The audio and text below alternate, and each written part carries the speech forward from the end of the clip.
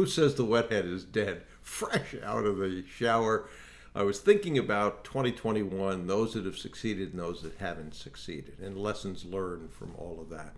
And absolutely, as Dan and I have said over and over and over again, this is the time for QLA. The timing has never been better. The ability to get this done with the tools that we're using now, like Zoom, that won't last forever. But I had a recent experience that drove home a point that Dan's made a lot of times. If you've listened to the Castle seminars, he's talked about his seminar. This is the last bar in the last town on the last way out of town. And the people come there because they've tried everything else. And they come there for two reasons. One, inspiration or desperation. And it's almost always desperation that drives them there. And I had an experience with a mentee that really drove that point home. He had been trying, not too hard, to build a board for the last close to a year, I think it was. And so he said that he was frustrated with his results. He wanted something to change, and he had a couple ideas on how he could put pressure on himself, which weren't really real. You know, they just sounded good. And so I said to him in the group, I said, well, I'll tell you what, let's do this.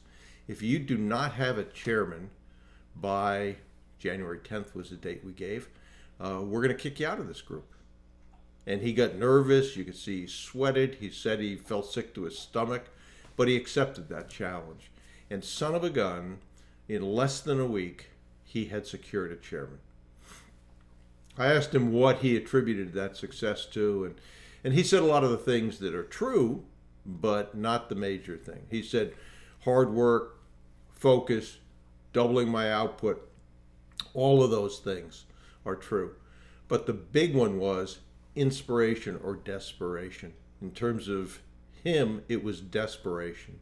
He knew he was going to get thrown out of that group on January 10th, so he worked much harder. He had a goal in mind. It was time bounded. And son of a gun, he actually achieved it. There's a lesson in that. So if you have procrastinated, if your results aren't what you wanted, I'd suggest that you remember that lesson. Make sure that you set goals. Make sure that you set timelines, and then hold yourself or have someone hold you accountable to those with consequences. And I think that if you do that, you are going to be surprised at how much more productive you are. So I wanted to pass that along.